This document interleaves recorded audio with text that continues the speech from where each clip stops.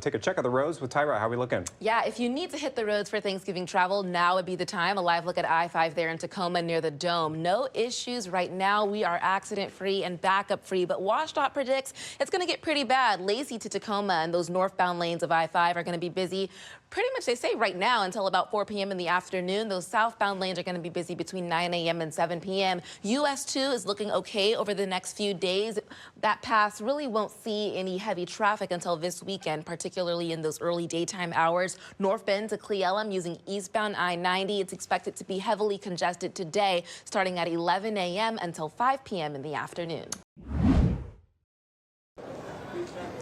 Good morning. I just spoke with some TSA workers. They tell me right now the wait time for security is about 30 minutes to an hour long. And take a look behind me. This is security. And way down that way, that is the general security line. So long, we can't even see the end of it. You mentioned airport officials expect about 150,000 passengers to travel through the airport today, the busiest day of the Thanksgiving travel stretch, and that's 20,000 higher than last year's number. So if you're heading out for the holiday today, give yourself extra time. They say at least 2 hours, and that's if you aren't checking a bag and heading straight to security. Airport officials say the best times to avoid are between 5 to 10 a.m., 2 to 5 p.m., and 9 to 11 p.m. on Thursdays, Fridays, Sundays, and Mondays.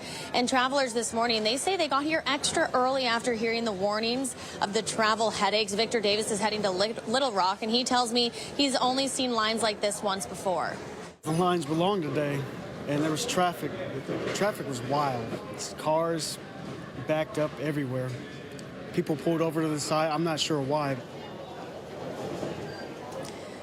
Another hot tip, you can use the airline mobile apps to check in before you get to the airport and carry on your suitcase. You can also use the C Spot Saver to save your spot in the TSA line, an option that used to only be available until 1 p.m. And if you didn't have breakfast this morning and you might be running a little late and you don't want to wait in those lines for food, SeaTac also has an app that delivers food right to your gate. You can find those details on our website, KOMOnews.com. All right, that will come in handy. All right, Hannah, give us your best advice when it comes to parking. Well, best advice, we just learned that the garage reservations are full, so that means that it's going to be a mess in those parking garages. So SeaTac is asking travelers this morning to use the light rail, carpool, or a rideshare app. It was a disaster out there as we were coming in around 3 o'clock this morning, so again, just give yourself plenty of time. Also tracking reports of a possible shooting in the Renton area of unincorporated King County. This scene is off Southeast 177th Place, south of the Fairwood Golf Course. Let's get right out to KOMO's Theron Zahn live with what we know so far. Theron? Yeah, good morning. This is what the scene looks like right now. You can see the flashing lights here. King County deputies and detectives have part of the Carriages apartments taped off as they collect evidence. There's not a lot of information at this time, but we have confirmed that a call came into 911 just after 1:45 this morning. That call was for a report of shots heard in the area. King County deputies responded and were told a major crimes unit is now on the scene. A spokesperson for the sheriff's office says they're still piecing together exactly what happened here. It could be a few hours before we get an update on that. Now, we talked to some people around here who didn't go on camera, but they did tell us that they didn't hear anything, and they're actually a bit surprised to see such a large police response in their neighborhood. This incident comes just days after a murder-suicide not far from here at the landing at Renton Shopping Center. 2 men were killed near the entrance of the Renton Boeing plant in that incident. Back out here live again, you can see detectives on the scene, a bit quiet at this point as they collect evidence. We have seen other units coming and going, but waiting to get some confirmation as to exactly what happened at around 1:45 this morning, just before that 911 call came in.